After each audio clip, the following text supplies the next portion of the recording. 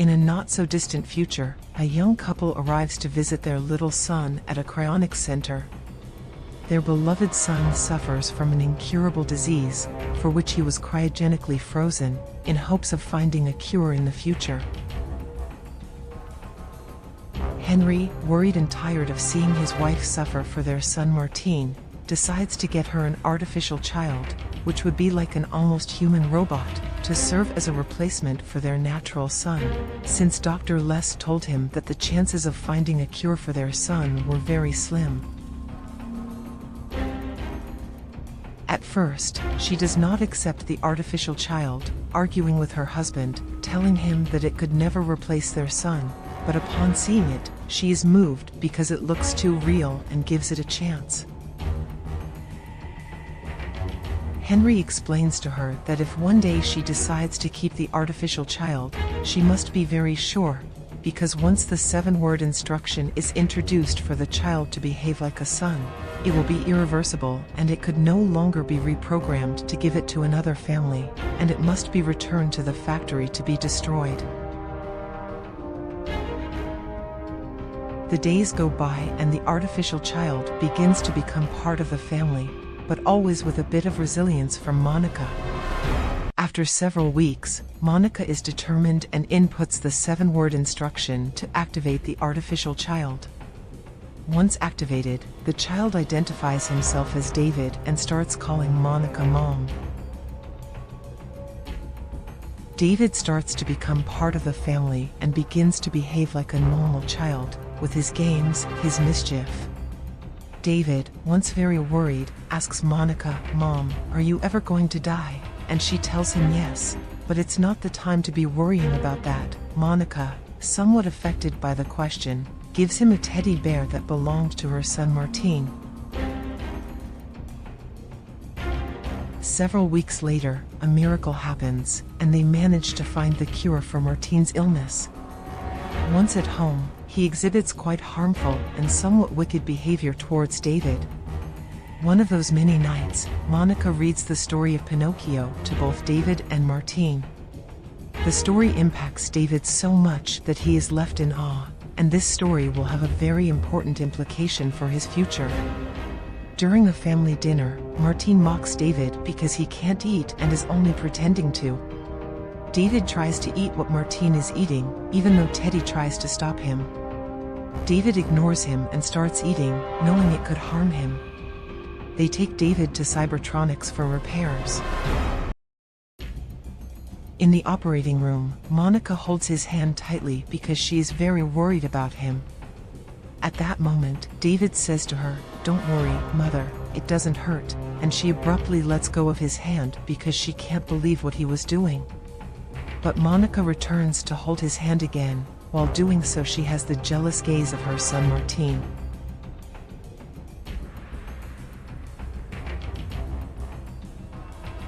Later that night, Martine tricks David into sneaking into his mom's room to cut a lock of her hair. David does it and accidentally injures Monica's cornea, and the parents get very angry with David.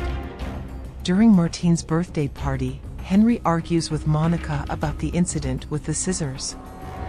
He is very angry and wants to return David, but Monica doesn't want that because she knows that if he returns him, the poor artificial child will be disassembled and destroyed. At that same party, one of Martine's friends threatens David with a knife. At that moment, a self-preservation and protection program for David activates, and he seeks refuge with Martine, hugging him tightly and dragging both of them to the bottom of the pool. The people, very worried, rush in to save Martine, as he was drowning due to David's tight embrace, leaving him thrown inside the pool. The pool incident, it seems to be the last straw. Henry and Monica decide to hand over David to be destroyed. Once on the way to the company, Monica regrets it and proceeds to leave David abandoned in some random place in the middle of the forest along with Teddy. This action breaks Monica's heart, and with great suffering, she abandons David. David's pleas and supplications were not enough to avoid his cruel fate. Meanwhile, elsewhere, the gigolo Joe, who is an intimate companion artificial man, has been set up by a jealous human and is forced to become a fugitive. David and Teddy, who are passing through the forest, are stalked and captured by the meat fair, which consists of people who dedicate themselves to hunting down abandoned and fugitive artificial beings. They destroy them in a kind of plaza where many people watch as they burn, dismember, and destroy them just for fun. The mechas are programmed not to harm humans, nor to defend themselves, and they are easily caught by these unpleasant people.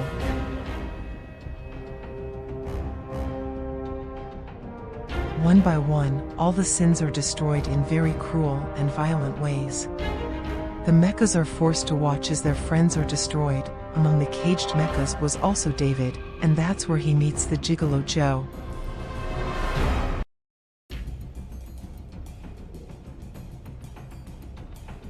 Once it is David's turn to be destroyed in acid, David's self-preservation and protection security program activates, and he starts screaming for help, begging them not to destroy him because he is a real boy.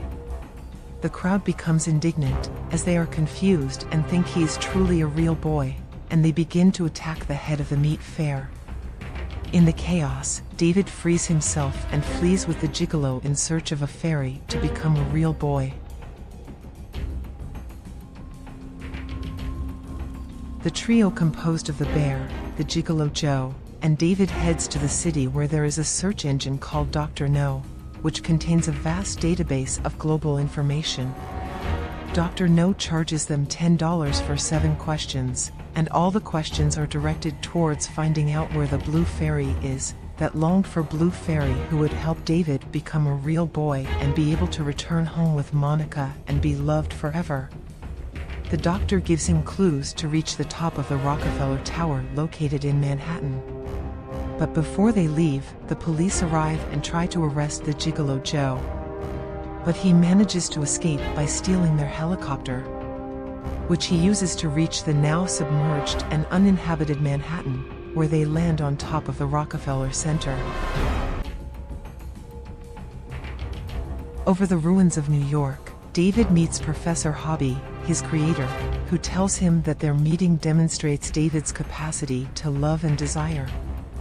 David finds copies of himself, including female variants called Darlene, ready to be sent out. Discouraged by his lost sense of individuality, David attempts suicide by jumping from a skyscraper into the ocean.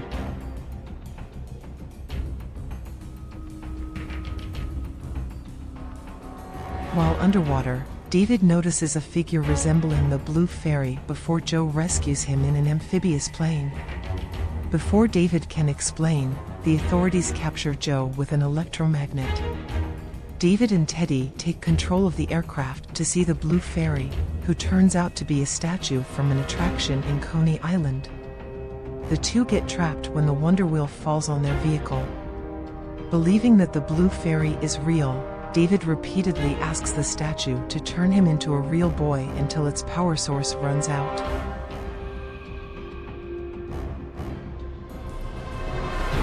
2,000 years later, humanity is extinct and Manhattan is buried under glacial ice. The mechas have evolved into an advanced form, and a group known as the Specialists, interested in humanity, find and resurrect David and Teddy. They reconstruct the Swinton family's house from David's memories before explaining to him, through an interactive version of the blue fairy, that he cannot become human. However, they recreate Monica using the genetic material from the strand of hair that Teddy kept.